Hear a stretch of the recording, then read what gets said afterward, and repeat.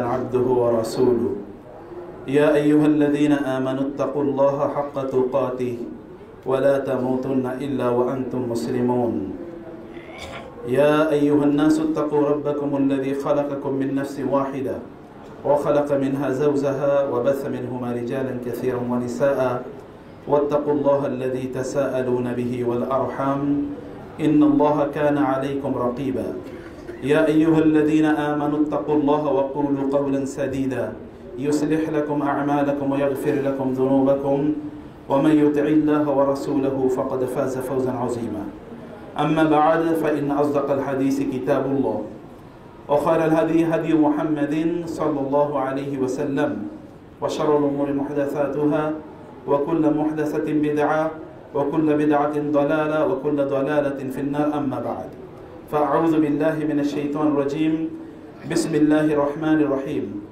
وإذ قلنا ادخلوا هذه القرية فكلوا منها حيث شئتم رغدا وادخلوا الباب سجدا وقولوا حطة نغفر لكم خطاياكم وسنزيد المحسنين فبدل الذين ظلموا قولا غير الذي قيل لهم فأنزلنا على الذين ظلموا رجزا من السماء بما كانوا يفسقون وقال النبي صلى الله عليه وسلم أقرب ما يكون العبد من ربه وهو ساجد فأكثروا فيه الدعاء আল্লাহ সুবহানাহু ওয়া তাআলা শুকর আদায় করছি যিনি আমাদেরকে সৃষ্টি করেছেন, সর্বোত্তম আকার এবং আকৃতি প্রদান করেছেন এবং তার পথে চলার যে নির্দেশিকা এটি স্পষ্ট করে পরিপূর্ণভাবে আমাদেরকে প্রদান করেছেন, যার মধ্যে কোনো বক্রতা নাই, লা আওয়াজা ফিহা ওয়ালা আমতা। এখানে কোনো হরাইজন্টাল অথবা ভার্টিক্যাল অর্থাৎ এইভাবে এবং এইভাবে কোনো বক্রতা নাই, কোনো অস্পষ্টতা নাই, সব দিক থেকে ক্লিয়ার। এবং এর মধ্যে লা ইয়াতিহিল বাতিলু মিন বাইনি ইয়াদাইহি ওয়ালা মিন খালফিহি, সামনে এবং পেছন থেকে এর মধ্যে কোনো ধরনের বাতুলতা ঢোকার কোনো সুযোগই নেই। এরকম একটি দিন আল্লাহ তাআলা আমাদেরকে প্রদান করেছেন, আল বাইদা, যেটা একেবারে স্পষ্ট, যার মধ্যে কোনো অস্পষ্টতা নাই, এমন একটি দিন আল্লাহ তাআলা আমাদেরকে প্রদান করেছেন। সে কারণে বলি আলহামদুলিল্লাহ। এবং রাসূলুল্লাহ সাল্লাল্লাহু আলাইহি ওয়াসাল্লামের উপর দরুদ এবং সালাম বর্ষিত হোক। আল্লাহুম্মা সাল্লি ওয়া সাল্লিম আলা নাবিয়িকা মুহাম্মদ, আল্লাহুম্মা সাল্লি আলাইহি, আল্লাহুম্মা বারিক আলাইহি। মুমিনদের অবস্থাটা হচ্ছে সদা সর্বদা অবাক করার মতো। মুমিনরা যেই অবস্থায় থাকে না কেন সেই অবস্থায় আল্লাহর শুকর তারা আদায় করে। রাসূল ইসলাম বলেছেন, আজাবান লি আমরিল মুমিন ইন্না আমরাহু কুল্লাহু লাহু খায়র। মুমিনের সকল অবস্থায় তার জন্য কল্যাণ করে। সব অবস্থায়, যে অবস্থায় থাকে তার নিজের সঙ্গ অনুসারে এটা ভালো অথবা তার নিজের সঙ্গ অনুসারে এটা খারাপ, যেই অবস্থায় থাকুক না কেন সে কল্যাণের মধ্যেই থাকে। যেমন যদি তার কোনো কল্যাণ ঘটে তাহলে সে আল্লাহর শুকর আদায় করলে এটা তার জন্য কল্যাণ করে। তার যদি কোনো বিপদ ঘটে তাহলে সে যদি ধৈর্য ধারণ করে এটাও তার জন্য কল্যাণ করে। অতএব সকল অবস্থায়, বিপদে এবং সম্পদে, সুস্থতায় এবং অসুস্থতায়, সর্বাবস্থায় একজন ইমানদার ব্যক্তি কল্যাণের মধ্যে থাকে। আমরা অসুস্থ হলে হয়তো মনে করি খুবই খারাপ অবস্থা যাচ্ছে আমার, কিন্তু আল্লাহ সুবহানাহু ওয়া তাআলা এই সময়ে আমাদেরকে এমন মেহেরবানি প্রদান করেন, অসুস্থ ব্যক্তি যদি আল্লাহর কাছে দোয়া করে আল্লাহ তাআলা তার দোয়া কবুল করে নেন। তার মানে that is also a good condition for you, সেটাও আপনার জন্য একটি ভালো অবস্থা, কেবল আপনাকে বুঝতে হবে। এবং এই জন্যে আল্লাহ সুবহানাহু ওয়া তাআলার কাছে আপনাকে আত্মসমর্পণ করতে হবে। আল্লাহ সুবহানাহু ওয়া তাআলার কাছে যেমনিভাবে নবী রাসূল আত্মসমর্পণ করেছেন, আল ইফতিকার ইলা আল্লাহ, to submit to Allah, to the decree of Allah, আল্লাহর সিদ্ধান্তের কাছে আত্মসমর্পণ করা এবং সর্বাবস্থায় আল্লাহর কাছে সাহায্য প্রার্থনা করা। মুসা আলাইহিস সালাতু ওয়াস সালামের বিরুদ্ধে ফেরাউন এই হুলিয়া জারি করলো, যেখানে তাকে পাওয়া যাবে শুট অন সাইট, দেখা মাত্রই গুলি করে তাকে হত্যা করা হবে। কারণ কি? কারণ হচ্ছে ফেরাউনের ঘরেই মুসা আলাইহিস সালাম লালিত পালিত হচ্ছিলেন, সেখানে বড় হয়ে উঠেছেন। অতএব তিনি তো এখানে একটা পাওয়ার হোল্ড করেন, কারণ তিনি প্রিন্স এর মতো, রাজপুতের মতো বড় হয়ে উঠেছেন। এর মধ্যে ফেরাউনেরই কোনো পুলিশ অফিসার দেখলো যে মুসা আলাইহিস সালাম দেখলেন ফেরাউনের কোনো বড় পুলিশ অফিসার একজন বনি ইসরাইলের সাধারণ মানুষের উপর জুলুম করছে। মুসা আলাইহিস সালাম গিয়ে তাকে বললেন, তুমি কেন তাকে অত্যাচার করছো? সে ব্যক্তি একটু মুসা আলাইহিস সালামের সাথে একটু পার্ট নিতে চাচ্ছিল। মুসা আলাইহিস সালাম রাগান্বিত হয়ে তাকে দিয়েছেন থাপ্পড়। ওই অফিসার মারা গেছে। সে ছিল আবার ফেরাউনের খুবই ঘনিষ্ঠ। থাকে না যারা রাষ্ট্র পরিচালনা করে তাদের ঘনিষ্ঠ কিছু অফিসার থাকতেই পারে, খুবই ঘনিষ্ঠ, তাদের কথা অনুসারে চলে, এবং তারা কোন পোস্টে আছে তা না, যত পোস্টে থাকুক না কিন্তু তারা খুবই পাওয়ার হোল্ড করে। মনে হচ্ছে তাদের উপরে কেউ কথা বলতে পারবে না। ছোট পজিশনে হলে ওই রকম, সেটা বনজ কুমারের মতো কেউ হতে পারে, কোনো সমস্যা নেই। এতে ফেরাউনের কাছে যখন সংবাদ গেল যে ফেরাউনের এরকম খুব ঘনিষ্ঠ একজনকে মুসা আলাইহিস সালাম থাপ্পড় দিয়েছে এবং লোক মারা গেছে, ফেরাউন বলল, কারণ ফেরাউন আগ থেকে মুসা আলাইহিস সালামের প্রতি খুবই অসন্তুষ্ট। যদিও ফেরাউনের স্ত্রীর কারণে কিছুই বলতে পারছিল না, আসিয়া বিনতে মুজাহিম, আসিয়া রাদিয়াল্লাহু তাআলার কারণে। এবার ফেরাউনটা সুযোগ পেয়ে গেল এবং নির্দেশ প্রদান করলো মুসাকে যেখানে পাওয়া যায় সেখানে তাকে হত্যা করা হবে, যেটাকে আমরা এখন আধুনিক লিগ্যাল ল্যাঙ্গুয়েজে যদি বলি কি শুট অন সাইট, দেখলেই তাকে হত্যা করা। মুসা আলাইহিস সালামের কাছে ফেরাউনেরই বংশের আরেকজন লোক যে ইয়াকতুমু ঈমানাহু, সেই ঈমানকে গোপন করে রেখেছিল, এসে বলল যে ইন্নাল মালাআ ইয়াতামিরুনা বিকা, ফেরাউনের মন্ত্রী পরিষদ একটা গোপন সলা পরামর্শ করেছে যেখানে তোমাকে পাওয়া যাবে সেখানে হত্যা করা হবে, অতএব তুমি এখান থেকে চলে যাও। মুসা আলাইহিস সালাম সেখান থেকে চলে আসলেন এবং তিনি জানেন না কোথায় যাবেন। তিনি আল্লাহর উপর তাওয়াক্কুল করে রওনা দিলেন। রওনা দিয়েছেন কোত্থেকে? মিশর থেকে। এসে পৌঁছলেন হচ্ছে ইরাকে, মাদিয়ান। এখানে এসে তিনি এতটুকু বিশাল বিস্তীর্ণ মরুভূমি তিনি হেঁটে আসলেন, অতিক্রম করে তিনি আসলেন। কতদিন লেগেছে আপনি বুঝতেই পারেন, একটা লম্বা সময় লেগেছে। এখানে তিনি আসলেন, একেবারে ফেরাউনের রাজত্বের থেকে বের হয়ে এসে তিনি এখানে চলে আসলেন। এসে এখানে তিনি একটা গাছের নিচে তিনি নিজে বসে থাকলেন, অথবা একটা দেয়ালের ছায়ায় তিনি বসলেন। দেখলেন যে লোকেরা দূরে কাজ করছে এবং এর মধ্যে দেখলেন যে রাখালরা তাদের মেষ অথবা গরু বা ছাগল অথবা বকরি এগুলোকে তারা, অথবা ওট এগুলোকে পানি পান করাচ্ছে বা ঘোড়াকে পানি পান করাচ্ছে, এবং দূরে দুজন মেয়ে দাঁড়িয়ে আছে। ওই মেয়েদের সাথে তাদের যে বকরিগুলো ছিল, ওই বকরিগুলো পানি পান করার জন্য টানছিল। আপনি জানেন যে ছাগলকে যদি আপনি টেনে রাখেন তাহলে ছাগল কি আরো সামনে যেতে, এটা মানে সে আরো সামনে আপনাকে ছিঁড়ে চলে যেতে চাইবে, এরকম একটা অবস্থা। এই দুটো মেয়ে, ইয়াং দুটো মেয়ে এটাকে টেনে ধরছিল ছাগল বা বকরিগুলোকে, কিন্তু এই বকরিগুলো রশি ছেড়ে প্রায় সামনে চলে যাবে, এরকম একটা অবস্থা। মুসা আলাইহিস সালাম দেখলেন, কেউ দেখলেন যে এই মেয়েগুলো অন্যরা পানি পান করাচ্ছে কিন্তু এরা দাঁড়িয়ে আছে। তার একটু মনে হলো যে ঘটনাকে একটু যাই।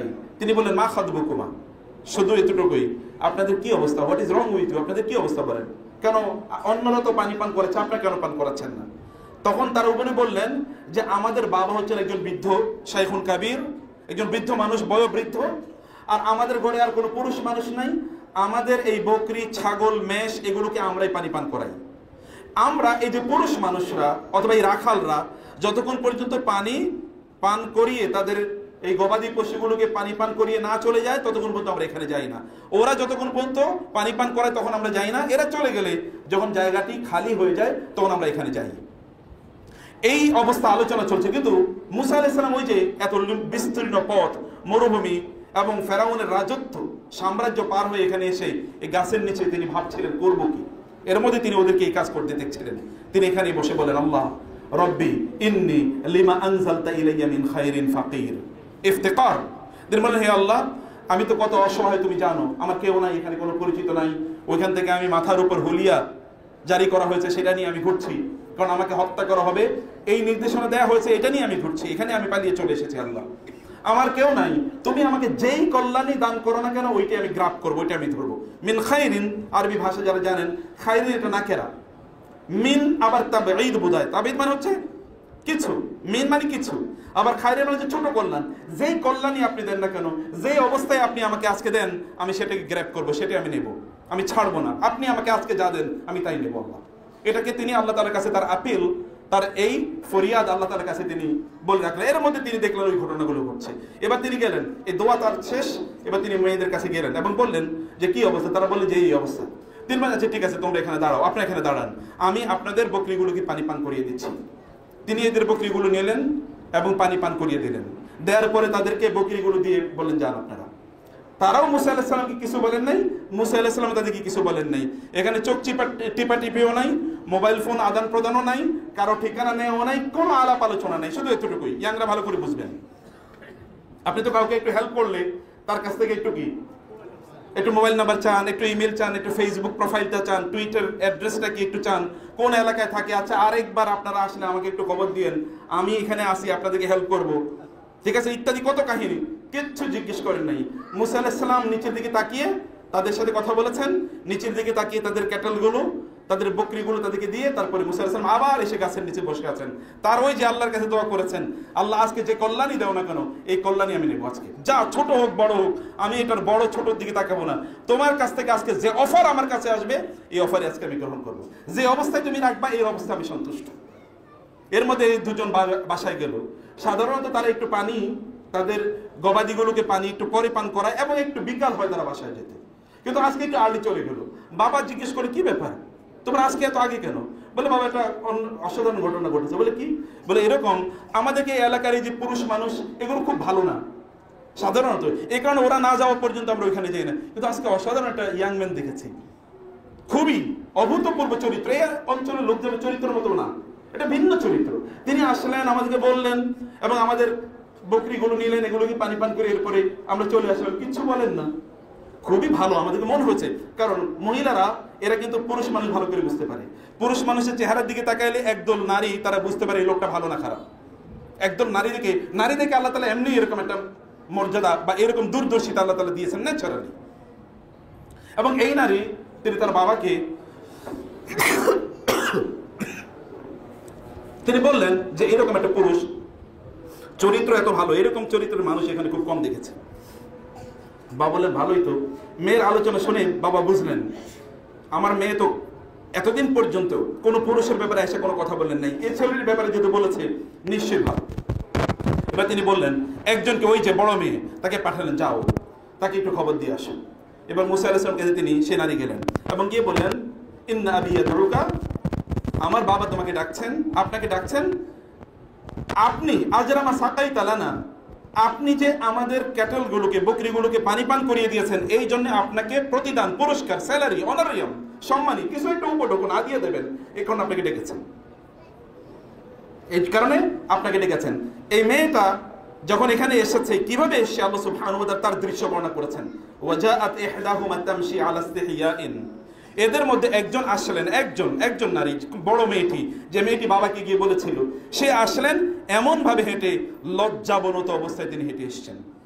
দৃশ্য আল্লাহ তাআলা বর্ণনা করে দিচ্ছেন, নারীদেরকে ভালো করে শুনতে হবে। ইসতিহিয়াইন নট আলা হায়াইন, হায়া মানে হচ্ছে লজ্জা, কিন্তু ইসতিহিয়া যখন বলা হয় তখন পরম লজ্জায়, উপরের দিকে তাকান না, কেবল নিচের দিকে তাকিয়ে সম্ভ্রান্ত ভাবে একেবারে আস্তে আস্তে পা ফেলে ফেলে তিনি এবার তাকে এসছেন এবং তাকে বললেন যে বাবা আপনাকে ডাকছেন, আপনাকে পুরস্কার দেবেন, আপনি যে আমাদের জন্য কাজ করে দিয়েছেন। মুসা আলাইহিস সালাম বললেন, ঠিক আছে চলেন। এবার মুসা আলাইহিস সালাম সামনে যাচ্ছেন, মেয়েটাকে রেখেছেন কোথায়? পেছনে। কারণ আপনার সামনে যিনি যাবেন তার দিকে আপনি তাকাবেন, তিনি কেমনে হাঁটছেন, তার সাইজ কতটুকু, লম্বা কতটুকু, সৌন্দর্য কতটুকু, বডি সাইজ কতটুকু, এগুলো অনেক কিছু আপনি তাকাবেন। মুসা আলাইহিস সালাম দেখলেন না, এই নারীর দিকে তাকানো আমার জন্য জায়েজ নেই, এবং তিনি বললেন আপনি পেছনে থাকেন, আপনি শুধু আমাকে বলবেন ডান বাম, ডান বাম। গেলেন, যাওয়ার পরে এবার ওই বৃদ্ধ ব্যক্তি তাকে বললেন যে বলো তোমার গল্প বলো। এবার মুসা আলাইহিস সালাম তার সকল গল্প বললেন, আমি ওইখানে জন্ম নিয়েছিলাম বনি ইসরাইলে হত্যা করার জন্য, বনি ইসরায়েলের শিশুদেরকে, ছেলে সন্তানদেরকে হত্যা করার জন্য ফেরাউন নির্দেশ দিয়েছিল, ওই বছরই আমি জন্ম নিয়েছি, আমাকে এই পরে ফেরাউনের ঘরে আমি বড় হয়েছি, এইভাবে বড় হয়েছি, এবং এরকম একটা ঘটনা ঘটে গিয়েছে, আমি সেখান থেকে পালিয়ে চলে এসেছি। তিনি বলেন তুমি খুব ভালো কাজ করেছো, কোনো সমস্যা নেই, তো তুমি যেহেতু আমার মেয়েদের জন্য একটা হেল্প করেছো, তোমার সাথে আমি একটা চুক্তিতে আসতে চাই। এর মধ্যে বড় মেয়ে বাবাকে ডাকলেন, বলে বাবা একটু কথা আছে। কি? বলে বাবা ইন্না খায়রা মান ইস্তাজারতাল কওয়িয়ুল আমিন, বাবা তোমার তো একটা কাজের লোক দরকার, আমরা তো দুটো মেয়ে বড় হয়ে গিয়েছি, আমরা ইয়াং, আমাদের বিয়ের বয়স হয়ে গেছে, আমরা তো এভাবে যেতে পারি না, এইভাবে তোমার একটা কাজের লোক দরকার, বিশ্বস্ত লোক দরকার। এই এলাকার কাউকে তুমি নিতে পারছিলে না, কারণ এই এলাকার যুবকরা ভালো না, অথবা এই এলাকার মানুষগুলো, পুরুষ মানুষগুলো অতটা মর্যাদাবান না, এই কারণে তুমি কাউকে নিয়োগ দেওনি এতদিন, কিন্তু এই লোকটাকে নিয়োগ দেওয়া যায়, এই লোকটাকে নিয়োগ দেওয়া যায়। তুমি এই লোকটার নিয়োগ দেওয়ার জন্য দুটো, আপনি যখন কোনো লোকের কাজে নিয়োগ দেবেন তখন তার দুটো বৈশিষ্ট্য লাগে, একটা হলো আল কাউই, ওই কাজটা করার জন্য তার মধ্যে যোগ্যতা থাকতে হবে, দুই নম্বর আল আমিন, অর্থাৎ তিনি কি হবেন? আমানতদার হবেন। এই দুটো গুণই মুসার মধ্যে আছে, এই যুবকের মধ্যে আছে। এই বৃদ্ধ বুঝলেন তার মেয়ে অন্যদিকে ইঙ্গিত করছে। ইঙ্গিত হচ্ছে, বাবা আমার তো বিয়ের বয়স হয়েছে, তোমার একটা কাজের লোক দরকার, ভালোই তো একটা ছেলে পাইছে, এটা বলা যায় আছে, কোনো সমস্যা নেই, এটা বলতে পারে। বৃদ্ধ বুঝলেন কেউ বলা হয়েছে তিনি শোয়েব আলাইহিস সালাম ছিলেন। যাই হোক, আমরা জানি না, কোরআনে এবং হাদিসে যেহেতু তার নাম আসেনি, আমি তার নাম বলছি না, তিনি শোয়েব আলাইহিস সালাম হতে পারে, কোনো সমস্যা নেই। বৃদ্ধ বললেন, ঠিক আছে, আমি তোমার কাছে আমার মেয়েকে বিয়ে দিতে চাই। সাথে সাথে মুসা আলাইহিস সালাম আগে কি দোয়া করেছিলেন মনে আছে? হে আল্লাহ, আজকে যে অফারই আমার কাছে আসুক না কেন, ওইটা আমি কি আজকে গ্রহণ করব। যখন মুসা আলাইহিস সালাম দেখলেন যে এরকম অফার, যে ঠিক আছে তোমার কাছে আমি আমার মেয়েকে বিয়ে দিতে চাই, মহারানা স্বরূপ তুমি 8 বছর আমার কি করবা, রাখালগিরি করবা, 8 বছর। আর এর বিনিময়ে তোমার কাছে আমি আমার মেয়ে বিয়ে দেবো, তোমাকে থাকতে দেবো, তোমাকে খেতে দেবো, এবং তোমার সকল প্রোটেকশন, সিকিউরিটি, কেউ তোমাকে কিছু বলতে পারবে না, সব আমি তোমার নিশ্চিত করে দিলাম। মুসা আলাইহিস সালাম দেখলেন আমি তো তাই চেয়েছি। আল্লাহর কাছে তিনি চেয়েছেন কেবলমাত্র কি একটু হালকা কল্যাণ, আর আল্লাহ সুবহানাহু ওয়া তাআলা এমন কল্যাণ প্রদান করলেন। একটা যুবক বয়সে একজন মানুষের সবচেয়ে বেশি প্রত্যাশা কি? একটা বিয়ে করবে, একটা চাকরি থাকবে, একটা বাড়ি বা বাসস্থান থাকবে, একটু কি মোটামুটি নিরাপত্তা থাকবে, সুন্দর করে জীবন যাপন করতে পারবে। একটি সম্ভ্রান্ত মর্যাদাকর জীবনের জন্য যা প্রয়োজন আল্লাহ সুবহানাহু ওয়া তাআলা তাকে তাই প্রদান করলেন। আল্লাহ সুবহানাহু ওয়া তাআলার কাছে যদি আপনি আত্মসমর্পণ করেন, আল্লাহ সুবহানাহু ওয়া তাআলা আপনাকে এইভাবেই প্রদান করবেন।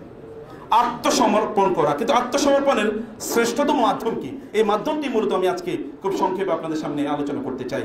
শ্রেষ্ঠতম মাধ্যম হচ্ছে আল্লাহ সুবহানাহু ওয়া তাআলার জন্য সিজদায় লুটিয়ে পড়া, আল্লাহর কাছে প্রার্থনা করা। শ্রেষ্ঠতম প্রার্থনা কখন হয় বলেন তো?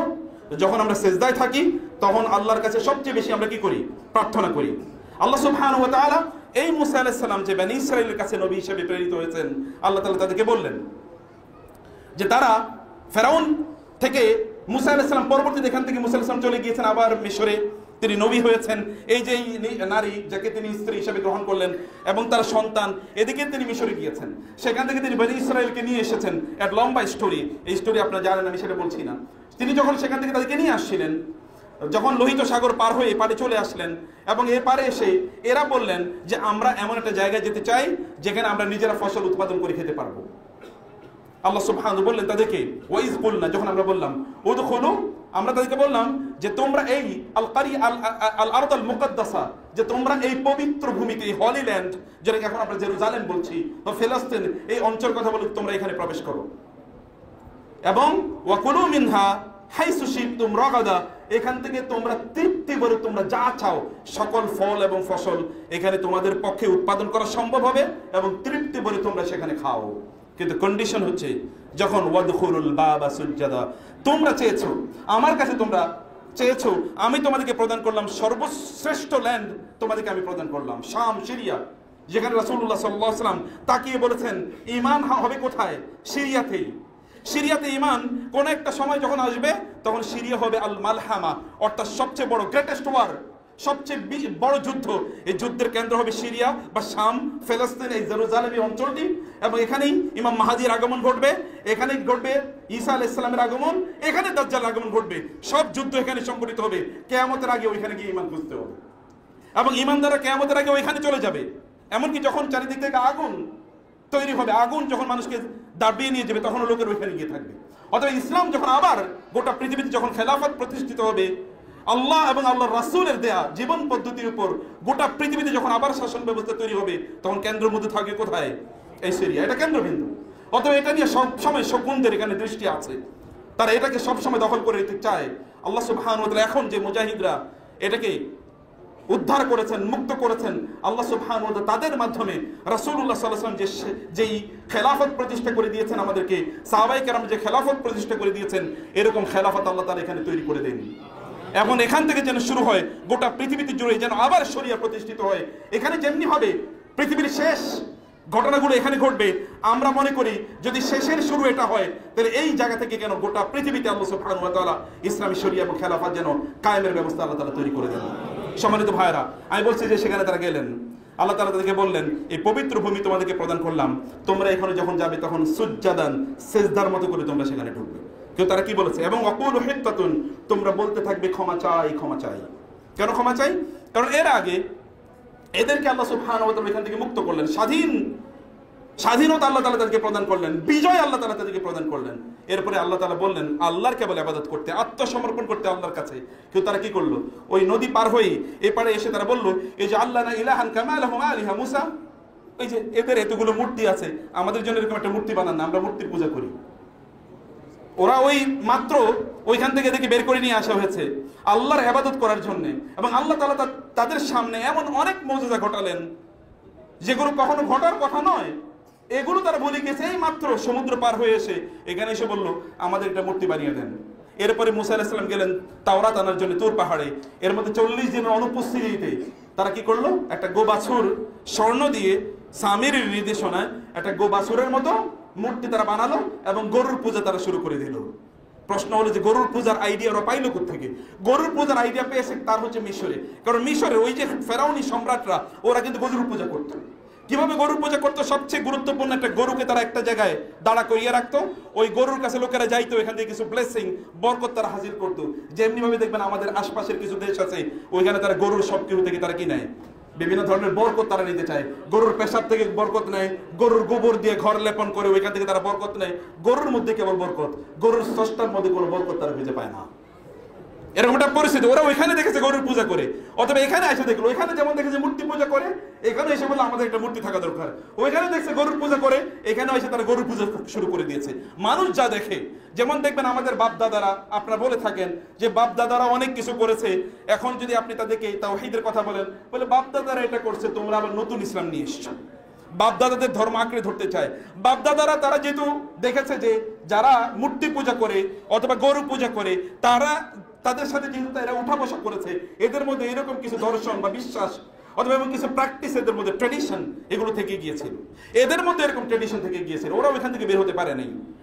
যাই হোক, মুসা আলাইহিস সালাতু ওয়াস সালাম এর কাছে তারা বললেন আমরা এই যে নিজেরা রান্না বান্না করে খেতে পারবো না, আল্লাহকে বলেন আমাদেরকে খাবার পাঠাতে। আল্লাহ তাআলা তাদের জন্য মান্না সালাওয়ার ব্যবস্থা করে দিলেন। কয়েকদিন পরে বলেন যে না, লান নাসবিরা আলা তাআমিন ওয়াহিদিন, এক খাবার নিয়ে আমাদের থাকা সম্ভব না।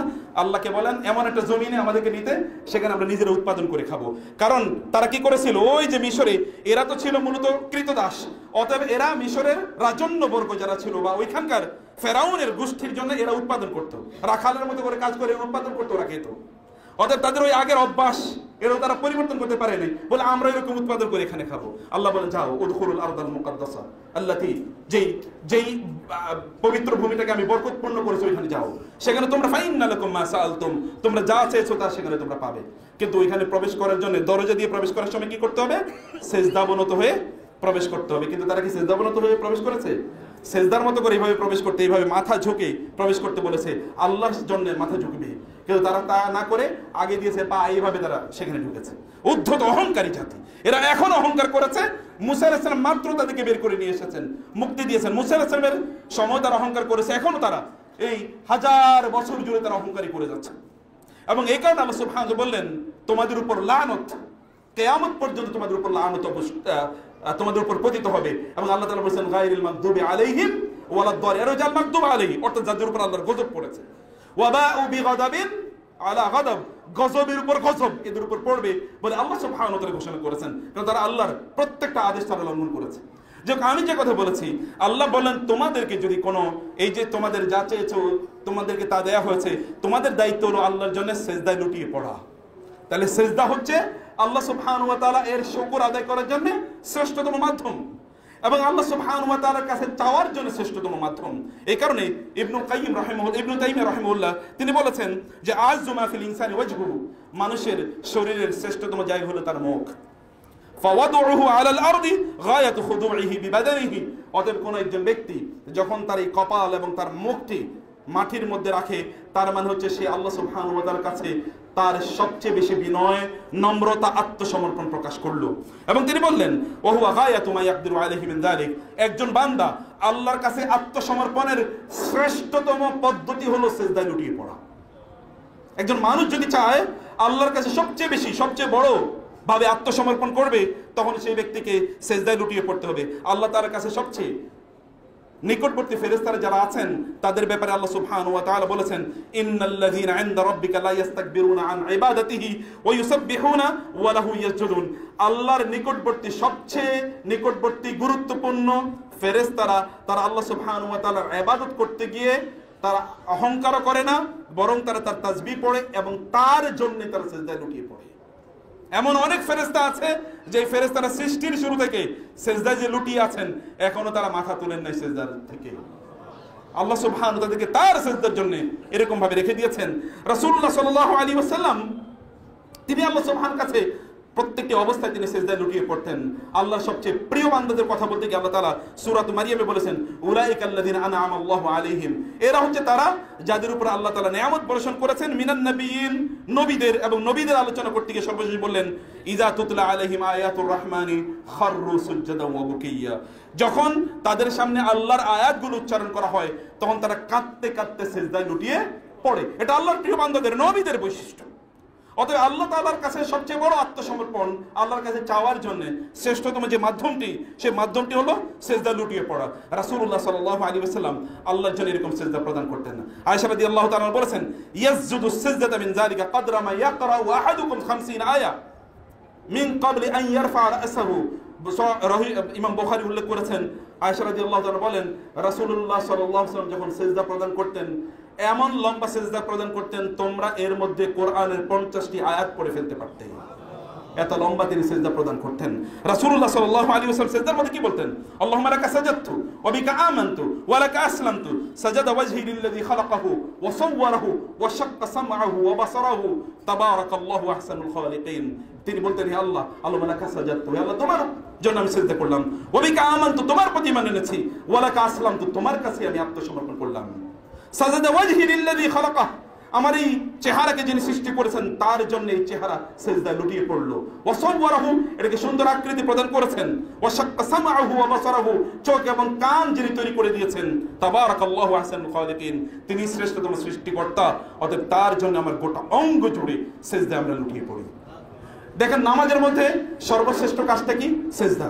সিজদার মধ্যে মানুষ সবচেয়ে বেশি শরীরের অঙ্গগুলোকে আল্লাহ তাআলার কাছে উপস্থাপন করে। আপনি যখন কিয়াম করেন তখন দুই পায়ের উপরে করেন, যখন আপনি রুকু করেন তখনও আপনি ওই দুই পায়ের উপরে, কিন্তু যখন সিজদায় যান তখন কয়টা অঙ্গের উপর? আলা সাবআতি আ'দা, 7 অঙ্গের উপর আপনি সিজদা করেন। কয়টা অঙ্গের উপর? 7 অঙ্গের উপর, 7 অঙ্গ। আর যদি আপনি কপাল এবং নাককে আলাদা করেন তাহলে তো 8 অঙ্গ হয়ে যায়। মুখে এক ধরলে কি হয়? 7 অঙ্গ হয়। আপনার 2 পা এবং 2 হাঁটু এবং 2 হাত, 6টা। এরপরে কি মুখ? 7। আর মুখ যদি চোখ কপাল এবং নাককে আলাদা করে তাহলে 8 অঙ্গ। আপনি দেখেন নামাজের মধ্যে এতগুলো অঙ্গের আর কোনো ব্যবহার কোথাও আছে? নাই। সিজদার মধ্যে আপনি সবগুলো অঙ্গের এবং সবচেয়ে শ্রেষ্ঠতম, সবচেয়ে কার্যকরী অঙ্গগুলোকে আপনি সিজদার মধ্যে লুটিয়ে দেন। আপনি যখন সিজদায় লুটিয়ে পড়েন তখন আল্লাহ সুবহানাহু ওয়া তাআলার সবচেয়ে নিকটবর্তী আপনি হয়ে যান। ফাসজুদ ওয়াক্তারিব, আপনি আল্লাহর নৈকট্য পেতে চান তাহলে আপনাকে সিজদায় লুটিয়ে পড়তে হবে। আল্লাহ সুবহানাহু ওয়া তাআলা তিনি আমাদেরকে বলেছেন, আল্লাহর সবচেয়ে প্রিয় বান্দাদের মধ্যে যারা অন্তর্ভুক্ত রাসূলুল্লাহ সাল্লাল্লাহু আলাইহি ওয়াসাল্লামের সাহাবীগণ, তাদের বৈশিষ্ট্য হচ্ছে তারাহুম রুকআন সুজদান ইয়াবতাগুনা ফাদলাম মিনাল্লাহি ওয়া রিদওয়ানা। আপনি তাদেরকে দেখবেন in most of the cases তাদেরকে সিজদায় লুটিয়ে থাকা অবস্থায় আপনি দেখবেন। সাহাবায়ে কেরামদের শ্রেষ্ঠতম বৈশিষ্ট্য হলো একটি, যে তারা আল্লাহ সুবহানাহু ওয়া তাআলার জন্য তারা সিজদায় লুটিয়ে পড়তেন। এবং আল্লাহ সুবহানাহু ওয়া তাআলা তাদের ব্যাপারে বলেছেন, ফামা লাহুম লা ইউমিনুন ওয়া ইযা কুরিআ আলাইহিমুল কুরআন লা ইয়াসজুদুন, তারা সিজদা করে না কেন? যখন তাদেরকে ঈমানের কথা বলা হয়, আল্লাহর কথা বলা হয়, কোরআনের কথা বলা হয়, তখন তাদের কাজ হচ্ছে সিজদায় লুটিয়ে পড়া। সবকিছু আল্লাহর জন্য সিজদা করছে। আপনি যদি দেখেন, আল্লাহ ইয়াসজুদু লিল্লাহি মা ফিস সামা, আল্লাহ ইয়াসজুদু লিল্লাহি লিল্লাহিল্লাযী ইউখরিজুল খাবআ ফিস সামাওয়াতি ওয়াল আরদি ওয়া ইয়ালামু মা তুখফুনা ওয়া মা তু'লিনুন। তোমরা কি আল্লাহর জন্য সিজদা করতে পারো না? যিনি আসমান এবং জমিনের যা কিছু অপ্রকাশ্য, যে যা কিছু গোপন আছে এগুলো তিনি বের করবেন, প্রকাশ করে দেবেন। এবং তোমরা কি গোপন করছো, কি প্রকাশ করছো তিনি জানেন। তার উদ্দেশ্যে তোমাদের সবারই সিজদা করা দরকার। প্রিয় ভাইরা, নামাজের মধ্যে কোনো কাজ 2 বার নাই, কিন্তু একটা কাজই 2 বার করতে হয়। সেটা কোনটা? রুকু কিন্তু 2 বার না, কেরাতও কিন্তু আপনি 2 বার পড়েন না, একবারই। কিন্তু সিজদা এটা 2 বার দিতে হয়, কারণ এটা শ্রেষ্ঠতম কাজ। এবং রুকু শেষ হয় কোথায় গিয়ে বলেন তো? রুকু শেষ হয় কোথায়? মানে একটা রাকাত শেষ হয় কোথায় গিয়ে? সিজদার মাধ্যমে। সিজদার কিন্তু রাকাতও শেষ হয় না। সিজদা এতটা গুরুত্বপূর্ণ। আল্লাহ সুবহানাহু ওয়া তাআলা ইবাদতের মধ্যে সিজদাকে সবচেয়ে গুরুত্বপূর্ণ করে আল্লাহ সুবহানাহু ওয়া তাআলা নির্ধারণ করেছেন। এবং আমরা যে কথা বলেছি, আল্লাহর যদি আপনি সবচেয়ে নিকটবর্তী হতে চান তাহলে আপনাকে সিজদায় লুটিয়ে পড়তে হবে। একজন সাহাবী রাদিয়াল্লাহু তাআলা আনহু তিনি এসে রাসূলুল্লাহ সাল্লাল্লাহু আলাইহি ওয়াসাল্লামকে বললেন, ইয়া রাসূলুল্লাহ উরিদু মুরাফাকাতাকা ফিল জান্নাহ, আমি জান্নাতে আপনার সাথে থাকতে চাই, জান্নাতে আপনার সাথে থাকতে চাই। রাবিয়া বিন কাব রাসূলুল্লাহ সাল্লাল্লাহু আলাইহি ওয়াসাল্লাম তাকে বললেন, আও গায়রা যালিক, অন্য কোনো কিছু না? রাবিয়া ইয়াং ম্যানদের এটা জানতে হবে। রাসূলুল্লাহ সাল্লাল্লাহু আলাইহি ওয়াসাল্লাম তিনি এর মধ্যে একজন সাহাবী যিনি আসহাবুস সুফফার সদস্য, অর্থাৎ ওই যে মসজিদে থাকতেন, মসজিদে ঘুমাতেন, মসজিদে খেতেন, রাসূলের কাছ থেকে জ্ঞান অর্জন করে তাদের একমাত্র মিশন ছিল।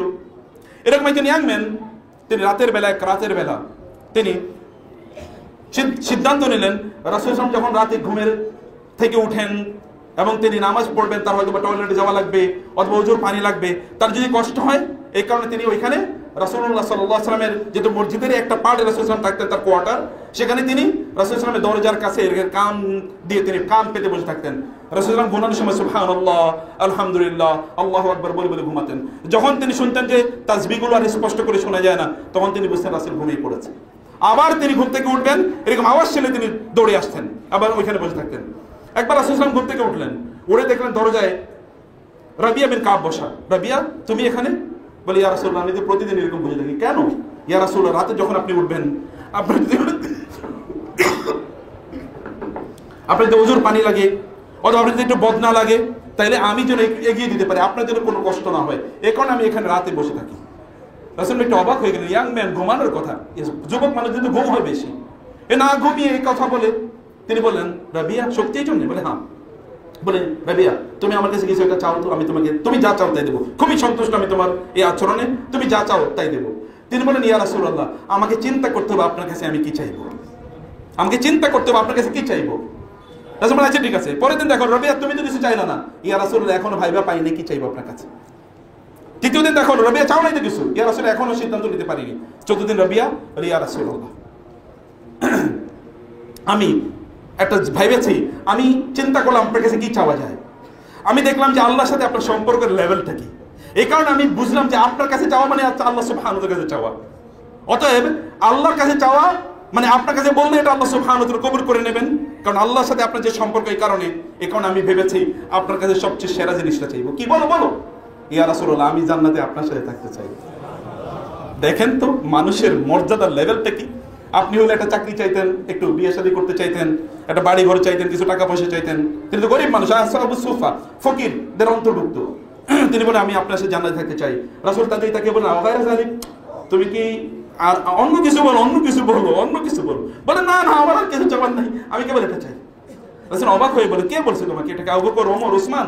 না না ইয়া রাসূলুল্লাহ আমি চিন্তা করলাম যে আপনার কাছে কি চাওয়া যায়, শ্রেষ্ঠতম জিনিসটা আমি আপনার কাছে চাইলাম। রাসূল সাল্লাল্লাহু বললেন অবাক হয়ে, যে রাবিয়া যদি তুমি আমার সাথে জান্নাতে থাকতে চাও, ফাআলাইকা বিকাসরাতিস সুজুদ, তোমাকে বেশি বেশি সিজদায় লুটিয়ে পড়তে হবে, তোমাকে বেশি বেশি সিজদায় লুটিয়ে পড়তে হবে। তুমি যদি বেশি বেশি সিজদায় লুটিয়ে পড়ো, অনেক বেশি সিজদা প্রদান করতে পারো, তাহলে তুমি জান্নাতে আমার সাথে থাকতে পারবে। আপনার যদি জান্নাতে রাসূলের সাথে থাকতে হয়, তাহলে অবশ্যই আপনাকে আল্লাহর সামনে সিজদায় লুটিয়ে পড়তে হবে। রাসূল সাল্লাল্লাহু বলেছেন, কেউ যদি সিজদা করে, ফাইন্নাকা লা তাসজুদু লিল্লাহি সাজদাতান, তুমি যদি আল্লাহর জন্য সিজদা করো, ইল্লা রাফাআকাল্লাহু বিহা দারাজা, আল্লাহ তাআলা এর কারণে তোমার মর্যাদা বাড়িয়ে দেবেন, ওয়া হাত্তা আনকু বিহা খাতিয়া, এবং আল্লাহ তাআলা এর কারণে তোমার গুনাহগুলো মাফ করে দেবেন। সিজদা করুন, আল্লাহ মর্যাদা বাড়িয়ে দেবেন। মর্যাদার লেয়ার এই পৃথিবীতে 11-12, আমি জানি না আপনি যে সরকারি চাকরি করেন ওখানে কয়টা স্টেজ আছে, কয়টা পোস্ট আছে, পজিশন আছে। আপনি হয়তো পিওন হিসেবে ঢুকলেন, আপনি হয়তো সচিব হিসেবে বের হলেন, 16টার উপর আপনি এখানে কি পাবেন না, লেভেল আপনি পাবেন না, লেয়ার আপনি পাবেন না, আপনি গ্রেড পাবেন, এর চেয়ে বেশি গ্রেড নাই। আর আপনি যত বেশি সিজদা করবেন, প্রত্যেকটা গ্রেড এরকম বাড়তে থাকবে, বিলিয়ন গ্রেডও আপনি আল্লাহর কাছ থেকে গ্রহণ করতে পারেন। এটা সিজদার মাধ্যমে কেবল সম্ভব। রাসূলুল্লাহ সাল্লাল্লাহু আলাইহি ওয়াসাল্লামের যখন কোনো কষ্ট হতো, আল্লাহ তাআলা বললেন যে ওয়ালাকাদ না'লামু আন্নাকা ইয়াযীকু সাদরুকা বিমা ইয়াকুলুন ফাসাব্বিহ বিহামদি রাব্বিকা ওয়া কুম মিনাস সাজিদিন। লোকেরা আপনাকে কষ্ট দেয় কথা বলে, আপনি যখনই ওরা আপনাকে কষ্ট দেবে, তখন আপনি সিজদায় লুটিয়ে পড়েন, আপনার মনের কষ্ট দূর করে দিয়ে আমি মনকে আনন্দ দিয়ে ভরপুর করে দেব। প্রিয় ভাইরা, আপনাদের জন্য বলছি, কেউ কষ্ট দিয়েছে আপনাকে, সেটা পরিবারে কেউ কষ্ট দিয়েছে, অথবা সমাজের কেউ কষ্ট দিয়েছে, রাষ্ট্রের কেউ কষ্ট দিয়েছে, আত্মীয় স্বজন কেউ কষ্ট দিয়েছে, আপনি নিজে কষ্ট পাচ্ছেন বিভিন্ন কারণে, সেজদায় লুটিয়ে পড়ুন। লুটিয়ে পড়ে আল্লাহকে বলুন, হে আল্লাহ, আমি তোমার জন্য সেজদায় লুটিয়ে পড়লাম, তুমি আমার এই কষ্ট বা এই সমস্যাটা দূর করে দাও। শয়তানকে যদি আপনি পরাজিত করতে চান, তাহলে কেবল সেজদার মাধ্যমে পরাজিত করতে পারেন। রাসূলুল্লাহ সাল্লাল্লাহু আলাইহি ওয়াসাল্লাম বললেন, যখন বনি আদম যখন সেজদায় লুটিয়ে পড়ে, তখন শয়তান এতাজালা শাইতানু ইয়াবকি, শয়তান কাঁদতে কাঁদতে তখন সেখান থেকে পালিয়ে চলে যায় এবং বলে, ওয়াইলুল্লাহু ওয়াইলুল্লাহু উমিরা বিহাযিহি সাজদাতি, তার ধ্বংস হোক, তার ধ্বংস মানে বনি আদমের ধ্বংস হোক, তাকে সেজদা করতে বলা হয়েছে, ও সেজদায় লুটিয়ে পড়েছে, আল্লাহ তাআলা এই কারণে তাকে জান্নাত প্রদান করবেন। আমাকে সেজদা দিতে বলা হয়েছে, ফাআসাইতু, আমি সেজদা দিতে অস্বীকার করলাম, ফালিয়ান্নার, আর আমি যাব জাহান্নামে। একটা মাত্র সেজদা দেয় নাই, এই কারণে জাহান্নাম। আর আপনি যদি এরকম হাজার হাজার সেজদা প্রদান করতে পারেন, আল্লাহ তাআলা জান্নাতে কোথায় আপনাকে দিতে পারেন চিন্তা করেন। অতএব এই সেজদাটি আপনাকে দিতে হবে কেবলমাত্র আল্লাহ সুবহানাহু ওয়া তাআলা এর সন্তুষ্টির জন্য। এমন একটা সময় আসবে প্রিয় ভাইরা, আপনি সেজদা দিতে চাইবেন কিন্তু সেজদা দিতে পারবেন না। এমন একটা সময় আপনারা আছেন, একটা সেজদার মূল্য এত এত বেশি, আসমান এবং জমিনের যত সম্পদ আছে সকল সম্পদ বিক্রি করলেও একটা সেজদার পরিমাণ মর্যাদা অর্জন করা যাবে না। রাসূলুল্লাহ সাল্লাল্লাহু আলাইহি ওয়াসাল্লাম বলেছেন, আখিরুজ জামান, এমন একটা সময় আসবে যেই সময় ওয়ায়াফিদুল মাউ হাত্তা লা ইয়াকবালহু আহাদুন, সম্পদ চারদিকে অবারিত হবে। এত পরিমাণ সম্পদ, আপনারা বাপদাদার আমলে এত সম্পদ দেখেন, এত যত এখন সম্পদ দেখছেন, বাপদাদার আমলে এত বড় বিশাল বিল্ডিং ছিল, এত গাড়ি বাড়ি ছিল, এত ব্যবসা বাণিজ্য ছিল, এত টাকা পয়সা ছিল না। গিয়ে দেখেন আপনার বাপদাদার কত টাকা ছিল। মানে শায়েস্তা খায়ের আমলে নাকি আপনার মানে 1 পয়সা দিয়ে 7 মণ চাল নাকি বা ধান পাওয়া যেত। অথবা আপনি যদি এখনো ধরেন, এখন থেকে আপনি যদি সেই স্বাধীনতার সময়ের মানে 1971 কথা বলছি, 75 এমনকি 80-82 দিকে আপনি 4-5 টাকা করে চালের কেজি কিনতেন, এখন যেটা 100 টাকা করে কিনতে হয়, অথবা তার চেয়েও কম। এরকম একটা সময় তো গিয়েছে, জিনিসপত্রের দাম এরকম ছিল, মানুষের টাকা তখন কত ছিল, লাখপতিতে খুঁজে পাওয়া যেত না। আর এখন তো ঘরে ঘরেই কোটিপতি, টাকা তো অবারিত। কিন্তু রাসূল সাল্লাল্লাহু আলাইহি ওয়াসাল্লাম বললেন, এমন একটা সময়, হাত্তা তাকুনা সাজদাতুল ওয়াহিদা খায়রাম মিনাদ দুনিয়া ওয়া মা ফিহা, এই সময় যদি লোকেরা, যখন সম্পদ অবারিত, সম্পদের পেছনে লোকেরা ঘুরবে, ওই সময় কেউ যদি আল্লাহর জন্য একটা সিজদা দেয়, তাহলে গোটা দুনিয়ার সকল সম্পদ পাওয়ার কারণে সে যতটা মর্যাদাবান হবে, তার চেয়ে অনেক অনেক বেশি মর্যাদাবান হবে আল্লাহ তাআলার কাছে। সেজদা বেশি বেশি দিতে হবে আপনাদেরকে প্রিয় ভাইরা। আপনি এমন বিপদ আছে যে বিপদগুলো আপনি সমাধান করতে পারবেন না, আপনি যদি তখন আল্লাহ সুবহানাহু ওয়া তাআলার জন্য সেজদায় লুটিয়ে পড়েন, আল্লাহ সুবহানাহু ওয়া তাআলা এই বিপদগুলো আপনার দূর করে দেবেন। কেবলমাত্র আপনি আল্লাহ তাআলার কাছে সেজদায় লুটিয়ে পড়তে হবে। কিয়ামতের দিন, আজকে যদি আপনি সেজদা দেন, কিয়ামতের দিন আল্লাহ সুবহানাহু ওয়া তাআলা আপনার শরীরটাকে এমন করে দেবেন আপনি সেজদায় লুটিয়ে পড়তে পারবেন। আল্লাহ সুবহানাহু সূরাতুল আল কালামে বলেছেন, ইয়াউমা ইউকশাফু আন সাকিম ওয়া ইউদআউনা ইলা সুজুদি ফালা ইস্তাতিউন খাশিআতান আবসারুহুম তারহাকুহুম যিল্লা ওয়া ক্বাদ কানু ইউদআউনা ইলা সুজুদি ওয়া হুম সালিমুন। কিয়ামতের দিন আল্লাহ সুবহানাহু ওয়া তাআলা সেদিন মুমিন এবং মুনাফিকদেরকে আল্লাহ তাআলা আলাদা করে ফেলবেন। আমি কিন্তু মুনাফিকদের কথা বলছি, আমি কাফের মুশরিকদের কথা বলছি না, কারণ তারা তো সিজদা দেয়ই নাই। অতএব সিজদার ইস্যুই আসে না এখানে। মুনাফিকরা সেদিন 3টা দলের লোকেরা বিভক্ত হবে, ওয়ামতাজুল ইয়াউমা আইয়ুহাল মুজরিমুন, হে পাপীরা তোমরা আলাদা হয়ে যাও। মুজরিম কিন্তু ঈমানদারদের মধ্যে যারা, মুমিনদের মধ্যে যারা ঈমানের দাবি করে, এদেরকে বলা হয় মুজরিম, যারা যে অপরাধ করে। আর মুশরিক এবং কাফেরদের কথা আমি বলছি না। আল্লাহ বলছেন আইয়ুহাল মুজরিমুন, হে ঈমানের দাবি যারা করেছো কিন্তু অপরাধ করেছো, অন্যায় করেছো, এই সকল ব্যক্তিরা তোমরা আলাদা হয়ে যাও। এদেরকে আল্লাহ আফানা জাহালুল মুসলিমিনা কাল মুজরিমিন মা লাকুম কাইফা তাহকুমুন, আমি কি মুমিনদের এবং মুজরিম পাপীদের এক কাতারে রাখবো? তোমরা কেমন বিচার করছো? আল্লাহ সুবহানাহু বলছেন মুজরিম কিন্তু ঈমানদারদের অন্তর্ভুক্ত। আমি লাস্ট 1-2 মিনিটের মধ্যে যেটা ক্লোজ করে বলছি আপনাদেরকে প্রিয় ভাইরা, এই মুজরিম যারা আল্লাহর জন্য সিজদা করেনি, কেবল পলিটিক্যাল কারণে, ইকোনমিক কারণে, সোশ্যাল কারণে, পার্সোনাল কারণে, মানুষকে দেখানোর জন্য, অমুকের আস্থা অর্জন করার জন্য, বিভিন্ন দুনিয়াবি স্বার্থ অর্জন করার জন্য যারা সিজদা প্রদান করেছে, এদেরকে কিয়ামতের দিন আল্লাহ বলবেন তোমরা আলাদা হয়ে যাও, এবং তাদেরকে বলবে সিজদা দাও। ইয়াউমা ইউকশাফু আন সাকিন, রাসূলুল্লাহ সাল্লাল্লাহু আলাইহি ওয়াসাল্লাম বলেছেন ইয়াকশিফু রাব্বুনা আন সাকিহি, সেদিন আল্লাহ সুবহানাহু ওয়া তাআলা তার পায়ের গোছালিটাকে উন্মুক্ত করবেন, এবং ফায়াসজুদু লাহু কুল্লু মুমিন ওয়া মুমিনাতিন, প্রত্যেক ঈমানদার পুরুষ এবং নারী আল্লাহ সুবহানাহু ওয়া তাআলাকে দেখে সিজদায় লুটিয়ে পড়বেন। ওয়ায়াবকা মান কানা ইয়াসজুদু ফিদ দুনিয়া রিয়া ওয়া সুমআ, কিন্তু সেই ব্যক্তি, যেই ব্যক্তি এই দুনিয়াতে সিজদা করেছিল মানুষকে দেখানোর জন্য, মানুষকে শোনানোর জন্য, আল্লাহর জন্য না, এই লোকগুলো সেদিন সিজদা প্রদান করতে পারবে না। কারণ ফায়াযহাবু লিয়াসজুদা ফায়াকুনা যাহরুহু তাবাকান ওয়াহিদান, এই ব্যক্তি সিজদা দিতে যাবে কিন্তু তার শরীরের যে মাফসালগুলো, অর্থাৎ এই যে জোড়াগুলো আছে, জোড়াগুলো তখন আল্লাহ তাআলা সব কি করে দেবেন, এগুলোকে সব ব্লক করে দেবেন। জোড়া আর ব্যান্ড হবে না, যেমন এখন ব্যান্ড হচ্ছে, বাঁকা হচ্ছে, এরকম হবে না, এরকম সোজা থাকবে, ফলে আর সেদিন সে সিজদা করতে পারবে না। আল্লাহ তাআলা বলেছেন ইয়াওমা ইউকশাফু আন সাক ওয়া ইউদআউনা ইলা সুজুদ, তাদেরকে বলা হবে সিজদা দাও, ফালা ইস্তাতিউন, তারা সেদিন সিজদা করতে পারবে না। খাশিআতান আবসারুহুম, চোখগুলো এরকম বিশাল হয়ে যাবে। তারহাকুম যিল্লাহ, তারা অপমানিত লাঞ্ছিত হবে সেদিন। ওয়াকাদ কানু ইউদআউনা ইলা সুজুদি ওয়া হুম সালিমুন, দুনিয়ায় থাকা অবস্থায় যখন তারা সুস্থ ছিল তাদেরকে বলা হতো তোমরা সিজদা প্রদান করো, কিন্তু তারা সিজদা প্রদান করতো না। অতএব যদি কিয়ামতের দিন আল্লাহর সামনে আপনার ঈমানকে প্রতিষ্ঠা করতে চান, প্রমাণ করতে চান, তাহলে আজকে বেশি বেশি সিজদা প্রদান করুন। কারণ আপনি জানেন সিজদার কারণে কিয়ামতের দিন কোন ব্যক্তি যদি জাহান্নামে যায়ও, সিজদার এই অঙ্গটা আল্লাহ সুবহানাহু ওয়া তাআলা জাহান্নামের জন্য হারাম করে দেবেন। এই অঙ্গটা স্পর্শই করতে পারবে না লোকেরা। এই মানে জাহান্নামে এই অংশটা, সিজদার অংশটা স্পর্শই করতে পারবে না কিয়ামতের দিন। অথচ ব্যক্তির হতে পারে শরীরের অন্যান্য অঙ্গ প্রত্যঙ্গগুলো জাহান্নাম পুড়িয়ে দেবে, কিন্তু এটা পোড়াবে না। এবং এই কারণে এটা দেখে দেখে রাসূলুল্লাহ সাল্লাল্লাহু আলাইহি ওয়াসাল্লাম পরবর্তীতে জাহান্নাম থেকে ওই লোকদেরকে বের করে নিয়ে আসবেন। রাসূলুল্লাহ সাল্লাল্লাহু আলাইহি ওয়াসাল্লাম তিনি আমাদেরকে জানিয়ে দিয়েছেন যখন কোন একজন ব্যক্তি সিজদা প্রদান করে তখন সে আল্লাহ সুবহানাহু ওয়া তাআলা সবচেয়ে নিকটবর্তী হয়ে যায়। শুধু তাই না প্রিয় ভাইরা, সিজদা যখন আপনি প্রদান করেন, সিজদার কারণে আল্লাহ সুবহানাহু ওয়া তাআলা আপনার গুনাহগুলো মাফ করে দেন।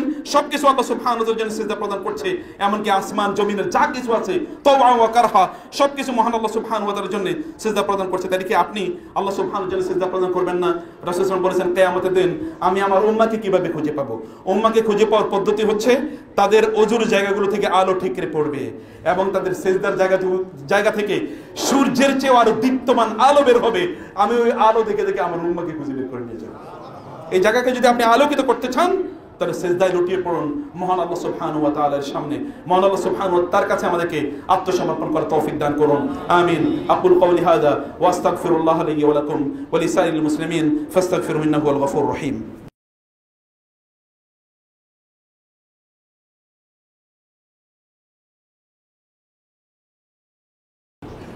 إن الحمد لله والصلاة والسلام على رسول الله وعلى آله وأصحابه ومن والاه أما بعد فأعوذ بالله من الشيطان الرجيم بسم الله الرحمن الرحيم إن الله وملائكته يصلون على النبي يا أيها الذين آمنوا صلوا عليه وسلموا تسليما اللهم صل على محمد وعلى آل محمد كما صليت على إبراهيم وعلى آل إبراهيم إنك حميد مجيد اللهم بارك على محمد وعلى آل محمد كما باركت على إبراهيم وعلى آل إبراهيم إنك حميد مجيد الله تعالى القرآن বলেছেন বালিল ইনসানু, বরং মানুষের অবস্থা হচ্ছে বিমা কাসাবাত বিহি রাহিনা, মানুষ তারা যে অপরাধ করে, গুনাহ করে, এই গুনার কারণে সে চারিদিক থেকে আবদ্ধ হয়ে থাকে। গুনাহ তাকে চারিদিক থেকে আবদ্ধ করে রাখে। আপনি যখন গুনাহ করবেন তখন আপনি সিজদা প্রদান করতে পারবেন না। আপনি যখন গুনাহ করবেন তখন আপনি আল্লাহর কাছে আত্মসমর্পণ করতে পারবেন না। আপনি যখন গুনাহ করবেন তখন আপনি ইবাদতের স্বাদ খুঁজে পাবেন না। যখন আপনি গুনাহ করবেন তখন ইবাদতের দিকে আপনি আগ্রহী পাবেন না। আপনার মনে চায় না ইবাদত করতে, সিজদাটাকে লম্বা করতে, কোরআন তেলাওয়াতটাকে লম্বা করতে, দ্বীনি আলোচনাটাকে লম্বা করতে, দ্বীনি আলোচনার জন্য আপনি ধৈর্য ধরে অপেক্ষা করতে, এগুলো কোনোটাই আপনার ভালো লাগবে না। গান শুনতে ভালো লাগবে, হাবিজাবি কাজ করতে ভালো লাগবে, গল্প করতে ভালো লাগবে, গল্প শুনতে ভালো লাগবে, কিন্তু দিন আপনার কাছে ভালো লাগবে না। এটা কেবল তখনই ভালো লাগে যখন কুল্লু নাফসিন বিমা কাসাবাত বিহি রাহিনা, মানুষ যখন অপরাধ মুক্ত জীবন যাপন করে আল্লাহ তাআলা তখন তার অন্তরে ইবাদতের স্বাদটা তৈরি করে দেন। আর ইবাদতের শ্রেষ্ঠতম স্বাদ কখন পাওয়া যায়? যখন সিজদায় লুটিয়ে পড়ে। রাসূলুল্লাহ সাল্লাল্লাহু আলাইহি ওয়াসাল্লাম সিজদা কত লম্বা সময় জুড়ে তিনি সিজদা প্রদান করতেন। আমি আয়েশা রাদিয়াল্লাহু তাআলা আনহার হাদিসটি কোট করেছি। এছাড়াও কখনো কখনো এক সিজদা রাসূল সাল্লাল্লাহু আলাইহি ওয়াসাল্লাম সারা রাত হয়তো কাটিয়ে দিয়েছেন, এরকম তিনি করেছেন। সিজদায় লুটিয়ে পড়া মানে হচ্ছে আপনি ইবাদতের শ্রেষ্ঠতম স্বাদ পাও। প্রিয় ভাইরা, সিজদায় লুটিয়ে পড়েন, গুনাহমুক্ত জীবন যাপন করেন। যত গুনাহমুক্ত জীবন যাপন করতে পারবেন তত সিজদায় গিয়ে অথবা কোরআন তেলাওয়াতের মাধ্যমে, ইবাদতের মধ্যে, দ্বীনি জ্ঞান অর্জনের মধ্যে, দ্বীনি হালাকাতে জয়েনের মাধ্যমে, মসজিদের সাথে আসার মাধ্যমে এতে আপনি অনেক বেশি পরিতৃপ্তি পাবেন। মনটা তখন আপনার মসজিদে ছুটে যাবে, মনটা যখন দ্বীনি হালাকায় ছুটে যাবে, কোরআন তেলাওয়াতে ছুটে যাবে, মনটা তখন আপনার নামাজে সিজদা যখন দেবেন আপনার মনে চাইবে যে আরেকটু লম্বা যদি আমি সিজদা দিতে পারতাম, এই অনুভূতি আপনার তৈরি হয়ে যাবে। আল্লাহ সুবহানাহু ওয়া তাআলা আমাদেরকে সিজদার মাধ্যমে শ্রেষ্ঠতম বিনয় প্রদর্শন করার তৌফিক দান করুন, আল্লাহুম্মা আমিন। এবং তার নিকটবর্তী হওয়ার তৌফিক দান করুন। আপনার কোনো কষ্ট আছে সিজদায় লুটিয়ে পড়ে বলুন, আপনার কিছু চাওয়া লাগবে সিজদায় বলুন আল্লাহকে, কারণ আল্লাহর সবচেয়ে বেশি নিকটবর্তী আপনি হয়ে যান কখন? যখন আপনি সিজদায় থাকেন তখন আল্লাহ। এবং এই কারণে রাসূল বলেছেন ফাকামিনুন আইয়ুস্তাজাবা লাহু, তখন তোমার দোয়া কবুল হয়ে যাবে। এটা সবচেয়ে বেশি কি? এটা সবচেয়ে বেশি পটেনশিয়াল, সম্ভাবনাময়। এবং তোমাদের ফাকসিরু ফি দোয়া, তখন তোমরা দোয়া বেশি বেশি করো। এটা সিজদায় দোয়া কবুলের মতো। রাসূল সাল্লাল্লাহু আলাইহি ওয়াসাল্লাম বলেছেন যখন তাকে প্রশ্ন করো দোয়ান আইয়ু দুআই মানে আসমা, কোন দোয়া আল্লাহ তাআলা সবচেয়ে বেশি শুনেন, তখন তিনি বলেন দুবুরুস সালাওয়াতিল মাকতুবা, প্রত্যেক ফরজ নামাজের শেষে গিয়ে যদি সিজদায় পড়ে অথবা ধরেন সালাম ফেরানোর আগে আল্লাহর কাছে দোয়া করেন, আল্লাহ তাআলা এই দোয়া কবুল করে নেবেন। এই সময়গুলোকে অ্যাভেল করেন প্রিয় ভাইরা, কারণ আপনারা এটা আখিরুজ জামানে আমরা বসবাস করি, চারদিকে যা আমরা দেখতে পাচ্ছি। আর এই সময়ে আল্লাহ সুবহানাহু ওয়া তাআলার কাছে আপনার বেশি বেশি দোয়া করা দরকার, বেশি বেশি আল্লাহ সুবহানাহু ওয়া তাআলার কাছে আল্লাহর জন্য সিজদা দেওয়া দরকার, কারণ এখন সিজদার মধ্যে আমাদের মন বসে না। আল্লাহ তাআলা যেন আমরা সিজদা দিতে পারি বেশি বেশি, সেই তৌফিক আল্লাহ তাআলা আমাদেরকে দান করুন, আমাদেরকে আল্লাহ তাআলা সুস্থ দান করুন। এবং আল্লাহ সুবহানাহু ওয়া তাআলা আমাদের মধ্যে যারা অসুস্থ আছেন তাদের সকল অসুস্থতা আল্লাহ তাআলা দূর করে দিন। এই মসজিদে ইমাম মুসলিমকে আল্লাহ তাআলা কবুল করে নিন, এই জামে ইমাম মুসলিমকে আল্লাহ তাআলা কবুল করে নিন, এটাকে আল্লাহ তাআলা বারাকাপূর্ণ করে দেন। এখানকার সকল মুসল্লিদের মধ্যে আল্লাহ তাআলা দ্বীনের ভালোবাসা তৈরি করে দেন। আল্লাহর একান্ত একনিষ্ঠ বান্দা হওয়ার তৌফিক দান করুন। অনেকে দোয়া চেয়েছেন, তাদের সকলের মনের ভালো আকাঙ্ক্ষাগুলোকে আল্লাহ সুবহানাহু ওয়া তাআলা কবুল করে নেন এবং প্রত্যেককে আল্লাহ সুবহানাহু ওয়া তাআলা গুণমুক্ত জীবন যাপন করার তৌফিক দান করেন।